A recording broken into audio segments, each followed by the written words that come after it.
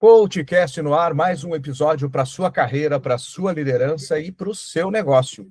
Antes de eu apresentar a nossa convidada, que hoje está lá em Curitiba também, iniciamos o ano com Curitiba e hoje estamos aqui novamente em fevereiro, entrevistando alguém de Curitiba.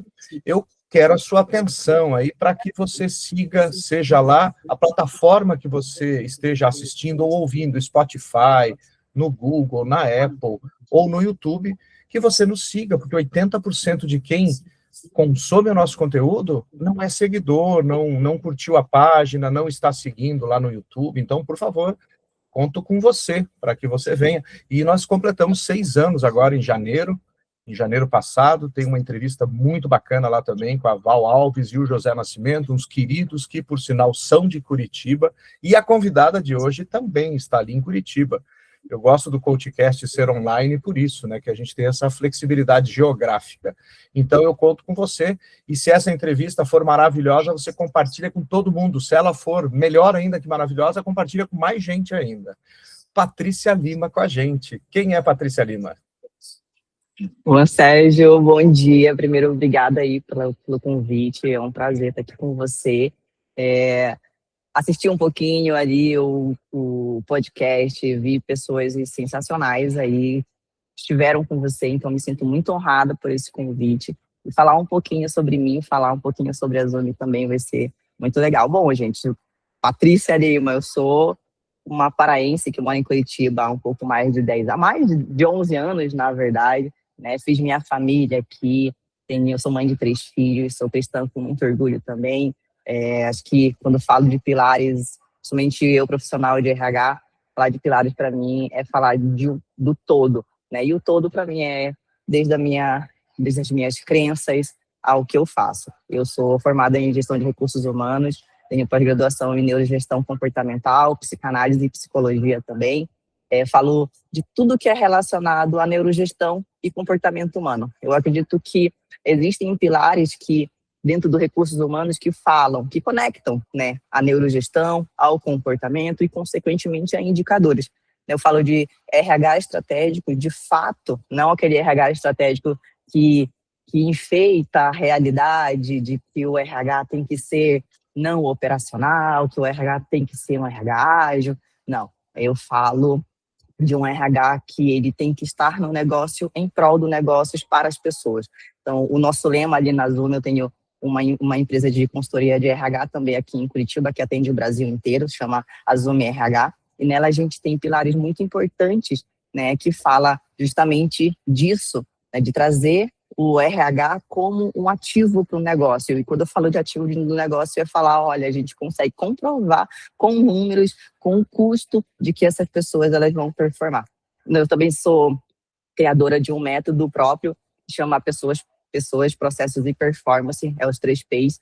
Fui eu que desenvolvi, tem toda uma metodologia aplicada, e tudo que a gente faz na Zumi tem ela como base fundamental. Que legal, uau, né? Quantos papéis aí você faz, né? E 3, a gente estava conversando aqui nos bastidores, né? E são 3 filhos pequenos, então ainda demandam bastante atenção sua. Eu quero começar por aí. Como foi? Você já tinha filhos quando se formou? Não, me formei bem cedo, me formei com 22, então eu tive a minha primeira filha com 25. Minha filha já tem 15 anos. Ah, legal. Não, que maravilha. Pois é, porque assim, como foi integrar isso aí, né? Tanto o trabalho quanto a primeira filha?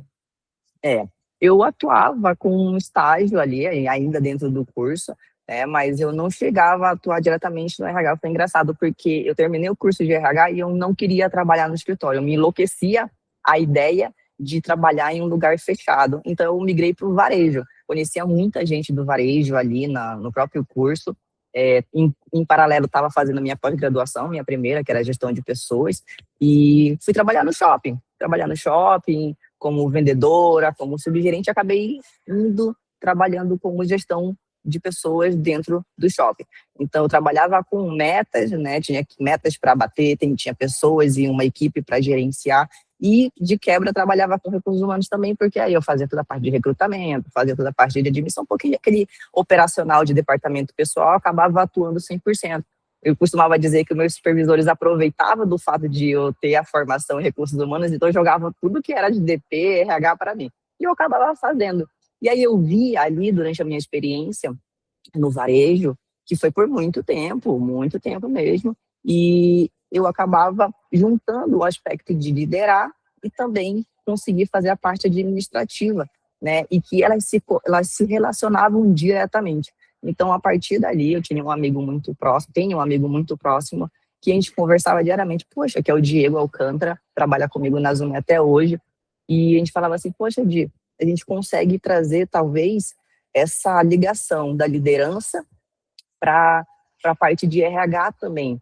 E aí a gente falou, poxa, eu acho que faz sentido, né? Então a gente pensou em montar a Azume, né, em relação a trazer essa visão de RH, que ainda não se chamava RH estratégico, mas seria um RH focado em indicador também, né, com a parte de liderança. E aos poucos a gente foi entrando em contato com algumas pessoas, conheciam o meu trabalho ali, o shopping tem disso. O shopping traz um pouco dessa possibilidade de conhecer outras pessoas e elas te apresentam. E ali eu conheci muita gente que acabou sendo o meu cliente ali para pequenos projetos. Paty, contrata essa pessoa. Então, a gente começou dessa forma na Azume, né, trazendo essas pequenas pessoas para essa visão diferente na época ali, que era 2018, 2019. Uhum, que legal. Agora, você falou que é paraense, mora em Curitiba, mas já andou aí por outros lugares no Brasil. Como é que foi essa troca do teu estado natal para outro? Para onde você foi primeiro? Bom, eu saí de casa com 14 anos, né? Foi muito legal, porque a oportunidade que eu tive de sair de casa, eu acho que ninguém da minha família teria. A minha família é muito pobre, né? Hoje não é tão mais, graças a Deus, mas a minha infância foi uma infância em que a gente precisou lutar para ter as coisas, né? Então eu sou muito grata ao que Deus me proporcionou quanto à minha infância. E a primeira vez que eu saí de Belém, eu fui para São Paulo. Fui morar com uma tia, fiquei lá na casa dela um tempo, né? E a partir dali eu fui para o Rio de Janeiro também. Do Rio de Janeiro fui para Curitiba, voltei para São Paulo e falei, quer saber? Quero ficar em Curitiba mesmo. Então, mas passei em Minas Gerais também um tempo. Como eu falei, o varejo ele me levou para vários lugares. Então, como eu tinha uma atuação muito diferente, eu vou falar sem prepotência nenhuma, eu tinha uma atuação muito diferente. Galera, eu era focada em resultado, mas eu também era muito focada nas minhas pessoas. E isso chegava, graças a Deus, aos meus supervisores, né? Então, meus supervisores falavam, olha, vamos levar a Paty para fazer essa inauguração dessa loja, vamos levar a Paty para fazer esse treinamento dessa equipe. Então, eu acabava indo, eu tive essa oportunidade de ir com a Renner, tive a oportunidade de ir com a Farm também, então eu acabei migrando bastante nas empresas, na MyPlace, eram empresas que tem no Brasil inteiro, então eu acabava indo por aí, ficava 3 meses, fiquei 3 meses em Minas, fiquei 4 meses no Rio, e assim fui ficando.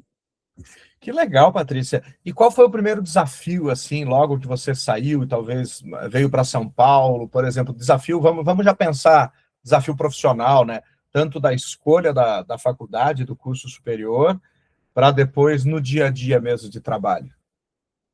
Eu acho que o grande maior desafio foi o meu primeiro curso. Eu fiz ainda um curso de enfermagem, em que eu cheguei a fazer estágios, né? De novo, eu não posso falar da minha vida sem falar de Deus, Sérgio, porque eu acredito que Deus tinha um plano tão grande para minha vida, um propósito tão grande para minha vida, que Ele colocou as pessoas certas em todos os aspectos dela. Até quando eu achei que estava dando tudo errado, Ele foi lá e colocou as pessoas certas para isso. Então, eu comecei a minha faculdade fazendo curso de enfermagem. Então, era para ser enfermeira, não era para ser nada a ver com RH. Cheguei a Mas fazer um cuidando de estágio. gente também, de toda forma. Exatamente, eu sempre friso isso também, cuidando de gente. Então, eu fiz o curso e tive a oportunidade de estar lá dentro, de ver um pouco de como atuava, né, os profissionais da saúde, né, com as pessoas, mas eu vi algo que me tocou muito, que foi a normalização da dor. Com o tempo, os profissionais, é o trabalho deles, né, eles perdiam um pouco, talvez, a humanidade, sim, sabe, de ver você, a família triste, perdendo uma pessoa e tratarem, olha lá, vai morrer, olha lá, só mais um.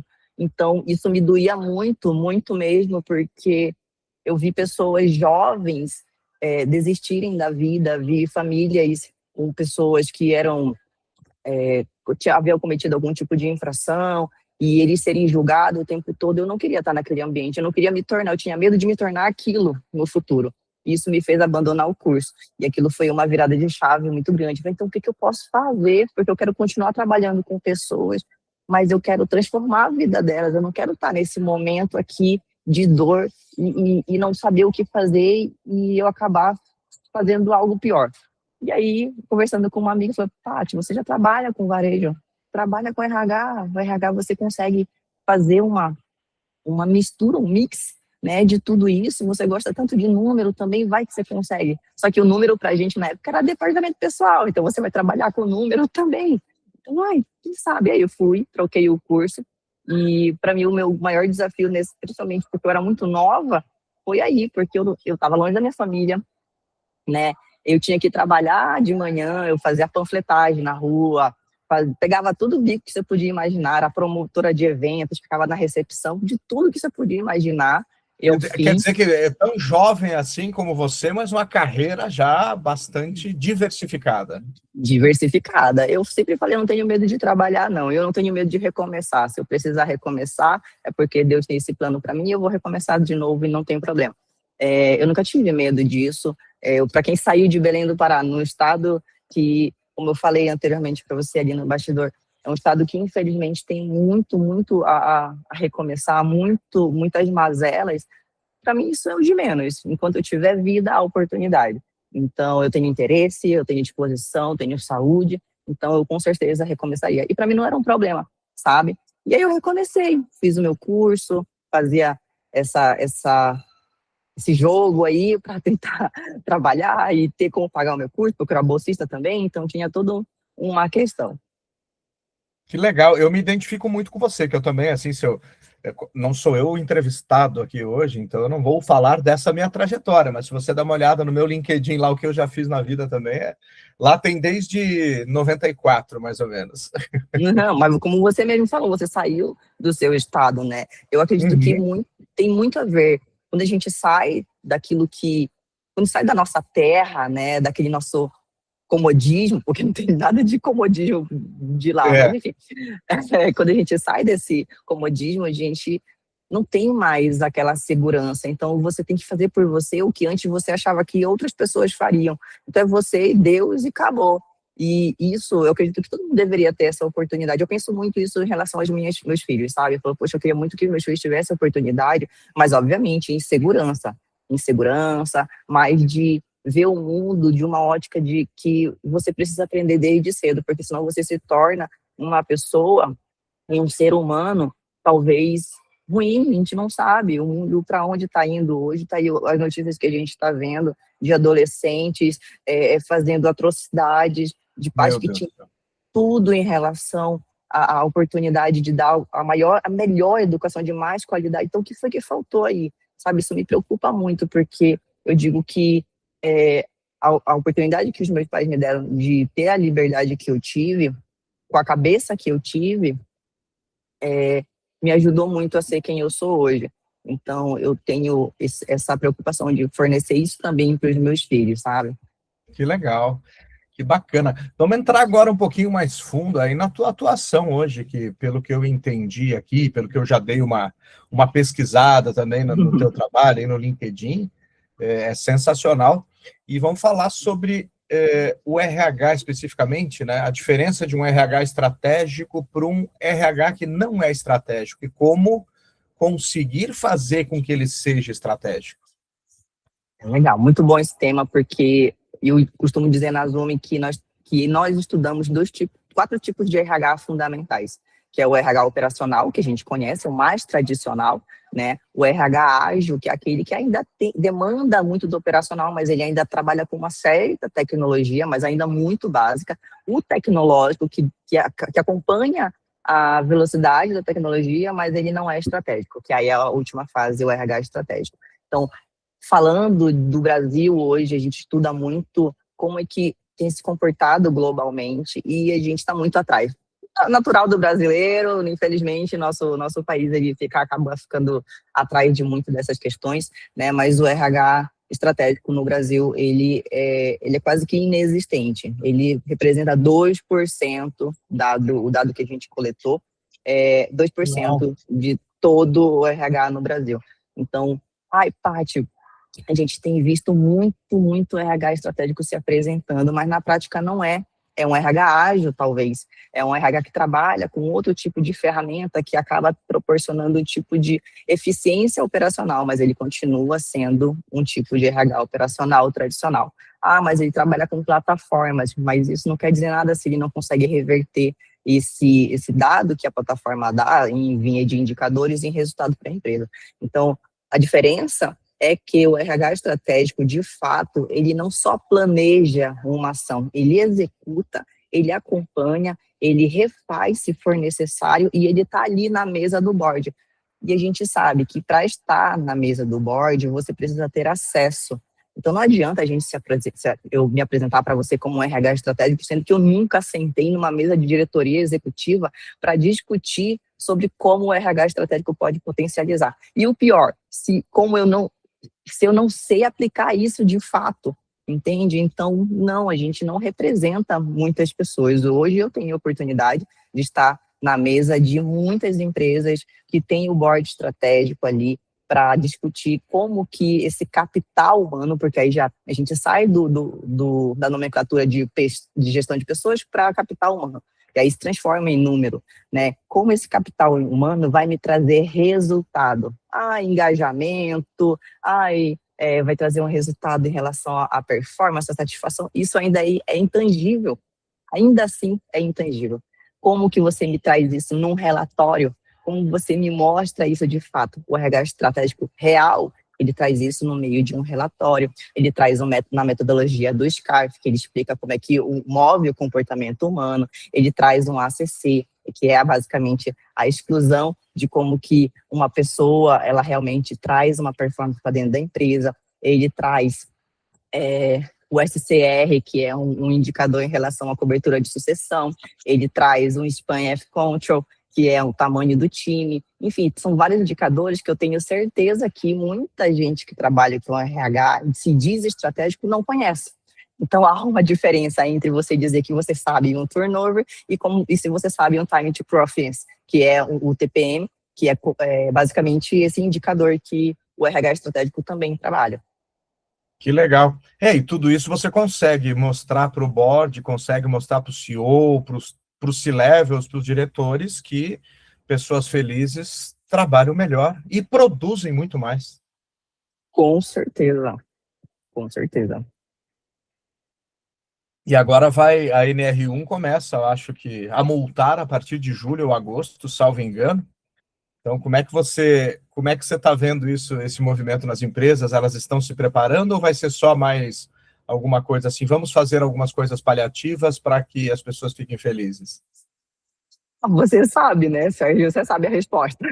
Ninguém está se preparando, Eu acho que as empresas que vendem esse serviço, né, nós também disponibilizando esse serviço na Zoom, as empresas que estão vendo esse serviço estão vendo que, como sempre, o brasileiro vai deixar para o último momento, né? Naquele momento em que, de fato, a auditoria vai acontecer e a multa vai acontecer. Sendo bem sincera, vendo o movimento, não acho que vai ser algo tão emergencial, né? A gente já ganhou um prazo de 1 ano desnecessariamente, porque as empresas poderiam muito bem se organizar, fazer o PGR ali, poderiam muito bem já cuidar de algo que está na rotina, fazer um treinamento para ergonomia, para verificar a questão psicossocial, mas elas não ligam, porque continua sendo um indicador muito novo, né? Então, o que o INSS traz para a gente é só para mostrar, galera, ainda tem muita gente com problema psicossocial, ainda tem muita gente entrando com licença por conta de burnout, ansiedade, depressão, mas isso dentro da empresa, realmente, no fundo, não vai fazer diferença, porque eles fazem o que? Eles substituem.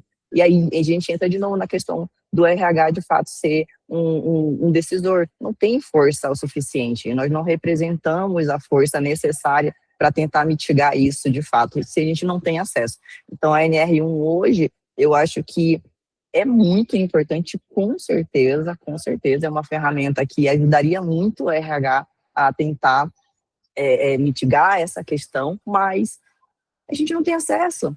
Então, não acho que ninguém vai correr agora. O RH está tentando ali, galera, vamos fazer esse programa de gerenciamento de risco, vamos trazer o profissional, o fisioterapeuta, o ergonomista, a saúde ocupacional, mas o board, ele não quer saber. Eu estava discutindo isso ontem, inclusive, ninguém quer saber sobre isso, porque não vai gerar um grande impacto. Eles vão esperar. Em março, aí a gente tem a oficialização que todos precisam ter, mas a auditoria vai demorar para realmente acontecer, e se acontecer de fato, não vai ser uma multa tão agravante que gere esse incômodo em todo mundo. As empresas que estão indo atrás dessa regulamentação, elas realmente se importam, eu vejo dessa forma. As empresas que estão buscando regularizar essa questão, elas se importam com as pessoas, elas sabem que estão minimizando o impacto de, eventualmente, algo se tornar maior do que deveria ser, né, que é algo que mexe com todo mundo. Saúde mental é uma coisa que ninguém está bem, todo mundo tem seus demônios, todo mundo tem seus medos, todo mundo tem suas questões, ainda mais levando em consideração que também todo o ambiente organizacional, pro melhor, a minha empresa é uma empresa de RH, eu prego dentro da minha empresa o que eu vendo, exatamente o que eu vendo. Se eu falo para você que você tem que ter uma política de jornada de trabalho, eu tenho isso. Se eu falo para você que você tem que ter uma PGR, eu tenho isso. Seria hipocrisia da minha parte vender algo para o meu cliente, sendo que eu não vivo isso na prática. Mas ainda assim, a minha pesquisa de satisfação não atingiu o ápice do NPS, porque as pessoas têm necessidades diferentes e está tudo bem, eu não me cobro por isso, né? A gente tem ferramentas para se disponibilizar e conversar com as pessoas, mas ainda assim a gente não vai ser 100% assertivo. E as pessoas querem isso, uma realidade que não existe. Não. 100% também não dá, porque cada ser humano é um ser humano. Ele tem expectativas diferentes e nem todo mundo tem a maturidade para entender que um negócio foi feito para dar lucro também. E se eu não estou encaixado nisso, se os meus valores, a questão do propósito profissional, ele não está em consonância, não adianta eu estar ali. Troca, né? Vai procura um espaço onde se encaixe, né? O quebra-cabeça serve para todos, só que nem sempre a gente consegue. Muito interessante. Agora, você estava falando aí que a Zume faz um diagnóstico organizacional, e como é que isso impacta no ROI das empresas? Como é que você consegue entregar ROI, demonstrar isso efetivamente, e qual o impacto tem no resultado financeiro? Então, o diagnóstico, ele é um serviço que ele vai literalmente te trazer os problemas, mapear os problemas que você tem hoje. E a gente tem uma ferramenta internamente que é dentro do método dos 3Ps, que a gente mede a maturidade da tua empresa. Então, ela vai dizer para a gente em que nível de maturidade você está. Como é que esse indicador ajuda a gente a trazer esse retorno para a empresa? A gente vai conseguir identificar, dentro dos 3Ps, que é processos, pessoas de performance, dentro de processos, como é que está a tua empresa em relação a isso. O teu cliente, o teu colaborador, ele tem os processos claros, ele tem fácil acesso, ele consegue entender de forma didática o que aquele processo ele implica, o que aquela política fala, ele tem processos operacionais mapeados, ele consegue entender qual é o papel, a descrição de cargo dele, ele sabe para onde ele vai evoluir, ele tem isso? Essas são muitas perguntas. Não tem. Então, você já tem um ponto negativo ali na matriz de maturidade. Dentro de pessoas, essas pessoas estão posicionadas de acordo com o nível de senioridade, elas têm senioridade definida, elas têm, são pessoas, você consegue entender o histórico, são pessoas de nível médio, nível superior, são pais de família, todas essas questões. Tem algum tipo de questão psicossocial também já previamente mapeada, você tem pessoas líderes para serem desenvolvidos, você tem o teu líder um nível de confiança também, ok, tudo isso na matriz da parte de pessoas. E na parte de performance, como é que você mede se essas pessoas estão te trazendo resultado? Mas a pessoa não falta, a pessoa não coloca atestado. Isso não é. Isso a gente não consegue medir performance através de absenteísmo. Então, a gente traz essa visão para o CEO, que muitas das vezes ele não consegue ter esse acesso, ou talvez por não ter conhecimento, ou até mesmo o RH interno dele não ter essa base, né? Então ele não conversa com o RH, então ele não sabe que com isso ele consegue trazer um retorno para a empresa dele. Então ele só sabe que aquele colaborador está saindo e está contratando outro, está saindo e está contratando outro, mas o RH chega para ele e fala, mas é rotatividade, tá, beleza. Onde está o problema dessa rotatividade é a minha liderança, são os meus processos, são os meus pilares de pessoas. A gente, através desses indicadores, consegue mostrar para ele onde está o problema. E a gente monta um plano de ação também, que ele pode fazer esse plano de ação, a execução conosco, dentro da Zoom mesmo, ou a gente prepara o RH interno dele para fazer. Quase que 70% prefere fazer com a Zoom, uma vez que foi nós que diagnosticamos, né, nós saberemos como fazer isso na prática. Então fica muito mais fácil. Fica muito mais complexo, porque a gente tem que passar para a pessoa interna, ou seja, a liderança, seja o RH interno dele, para fazer essa execução. Muitas das vezes acaba não conseguindo e o cliente acaba voltando para a gente, aí demanda tempo. Então, tudo isso a gente consegue trazer no diagnóstico para ele. E como é que ele tem esse retorno imediato? Ele consegue saber, a partir disso, onde está o problema. Às vezes é um líder específico. Uma única pessoa consegue impactar todo o negócio, todo o clima. É impressionante. Então, aquela pessoa que eles acham que normalmente a pessoa que, mas ele teve muitos anos conosco, ele faz tudo do jeito correto, e não tem N justificativas, essa pessoa está impactando todo o negócio, porque ele aumenta realmente o índice de risco, ele tem denúncias diretamente ligadas a ele. Então, a gente vai para vários aspectos do clima, da cultura, que são impactados por causa de uma pessoa. Então, dependendo do grau de maturidade que a gente identifica para o cliente, a gente consegue demonstrar para ele em números como isso está impactando o negócio dele. Que legal, Patrícia. Eu vou ter que te convidar para mais um episódio aqui, porque eu tinha um monte de perguntas ainda que eu queria entrar mais a fundo, mas como eu gosto de manter esses nossos 30 minutos aqui, 30 e pouquinho, né, até porque hoje em dia tem um excesso de conteúdo por aí, então esse conteúdo que eu trago é um conteúdo muito valioso para quem quer ter uma liderança mais eficiente, uma carreira mais produtiva, que o negócio também seja mais lucrativo, por isso que vem pessoas assim como você aqui. Muito obrigado, está sendo incrível, viu, o papo. E falando um pouquinho dessa questão da NR1, de saúde mental e felicidade, ano passado eu fiz uma formação de agente de bem-estar e felicidade, junto com a Fair Job, é uma empresa aqui de São Paulo, que eu quero até te conectar com eles, deixar um abraço para o Fernando e para o Charles aqui já, fazendo um merchanzinho para eles, eu sei que eles vão gostar, mas eles são os queridos, são os parceiros maravilhosos, e justamente eles desenvolveram uma metodologia também sensacional para fazer uma aferição muito profunda de tudo isso, então eles têm um diagnóstico muito legal, né? Depois eu vou te apresentar, vou te mandar a apresentação deles, Por favor. E eles trouxeram a World Happiness Foundation juntos, através da World Happiness Academy, que vou deixar um abraço para a Paulina e para o Luiz. O Luiz é o presidente da World Happiness Foundation e a Paulina é a diretora da World Happiness Academy. Ela vai estar aqui num CoachCast até a metade do ano ainda. Eu já convidei ela para vir falar que ela é mexicana, o Luiz é espanhol, e eles falam dessa questão aí, né? E isso tudo, eles querem impactar muitos bilhões de pessoas, na verdade. Eles querem impactar o mundo inteiro, trazendo um mundo mais humano e mais feliz. Eu acho que tudo isso que a gente conversou aqui tem a ver com isso. E tudo bem, resultado importantíssimo. Sou capitalista de carteirinha, né? Sem dúvida alguma, acredito nas empresas, acredito nos negócios, e para os negócios prosperarem, eles precisam dar lucro. Então, o teu trabalho é fundamental para que esse lucro ocorra. Espero que esses CEOs, C-Levels, todos os teus clientes e os futuros clientes usufruam de todo esse teu conhecimento aí. Com certeza, eu concordo com tudo que você falou em relação ao capital humano. Ainda são pessoas, né? Quando eu falo do indicador em específico, ele não existiria se não houvesse a ferramenta, né? A mão de obra, as pessoas ali não vai acontecer de parar de existir. As pessoas acham que a tecnologia está avançando, porque a inteligência artificial... Gente, ainda somos as pessoas que irão fazer com que outras pessoas se tornem, de fato, esse resultado que a gente tanto precisa.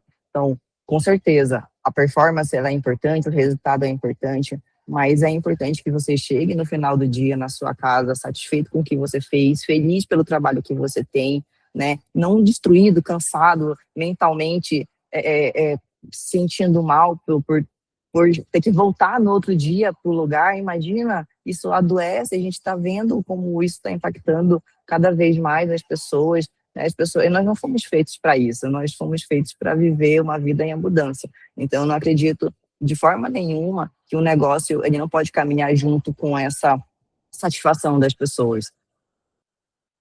Maravilhoso isso aí, você falou a essência de tudo. Imagino, talvez, que em breve se mude o termo RH, recursos humanos, porque, salvo engano, é o Chiavenato que falava sobre isso, eu não lembro, Isso, tem um desses aí que ele sim. falava que não, recurso, não, o ser humano não é um recurso. Eu não lembro qual é que é o termo que ele usava, mas eu acho que capital humano seria sensacional, e mudar RH para CH. Verdade, eu apoio. E eu gostei muito de você usar o termo capital, né? Porque é um capital intelectual, é um capital humano Exato, que gera negócios para todo mundo, e isso é com sensacional. certeza. Que a gente consiga impactar muito mais gente aí, Patrícia. Já fica o convite aqui para, em um outro momento, você vir falar mais do teu método também aí, dos 3Ps. Vai ser super legal você trazer. Espero que você tenha gostado aí de participar do Com podcast. certeza. Obrigada, foi um prazer imenso estar com você. Eu acho que toda oportunidade que a gente tem de falar um pouquinho mais do RH em si, né, e principalmente das variações dele, como a gente tem evoluído, como a gente tem avançado no negócio, é importante. E deixo um pedido aí aos CEOs, né, por favor, abram um espaço para que o RH possa estar na mesa do negócio, para ser ouvido. Ai, mas não tem, essa pessoa que está comigo não tem conhecimento. Dê oportunidade, ninguém nasce sabendo, dê oportunidade de desenvolver, entenda que o desenvolvimento ele é contínuo, não existe você chegar em um patamar da sua carreira e saber tudo que você achar que você sabe tudo, né? Então, acredito que eu escutei isso de um diretor que me chamou muita atenção por ele estar nessa cadeira. Ele, agora que eu estou aqui, eu sei que de nada eu sei. Então, é importante que a gente entenda que não é se limitar a trocar com as pessoas porque você acha que você está em um patamar de alto C-level, enfim, né? Você não pode aprender ali trocando durante um café com o seu estagiário, um café com a pessoa de serviços gerais. Falem com as pessoas gostam de ser vistas, valorize quem está com você, vocês querem que as pessoas estejam com vocês por muito tempo, então tenham elas ao seu lado. Permita que o RH entre na sala de vocês e fale das pessoas de vocês, escutem de quem realmente está ali no dia a dia com elas. Sensacional. Para a gente finalizar, como é que as pessoas te encontram? Qual é a tua principal rede? Bom, estou no LinkedIn ali com Patrícia Lima, né? E qualquer outra rede social e com o RH. Ai, perdão, corta essa parte. Fica tranquila. Bom, eu estou ali no LinkedIn com Patrícia Lima, né? Você encontra também a Zoom RH em todas as redes sociais. E o nosso site também é zoomrh.com.br. Você tem acesso a todas as nossas redes. Ah, que legal. E essa engasgada não tem problema, ela sai também aqui de forma muito natural. Fique em paz, está tudo certíssimo. Então, assim, se conectem com a Patrícia, com certeza o conteúdo dela é muito legal. Hoje eu estava, antes da gente gravar, dei uma navegada lá no LinkedIn. E agora compartilhem, eu tenho certeza que você vai gostar desse conteúdo, e para você que está nos assistindo ou ouvindo, seja lá a plataforma, manda esse link aqui para aquela pessoa que você sabe que precisa, para o teu CEO, para o teu diretor, para a tua colega, para o teu colega, com certeza vai ter um impacto muito legal. Patrícia Lima, muito obrigado pela sua gentileza e generosidade em entregar aqui essa história maravilhosa, e o convite já fica para um próximo, hein?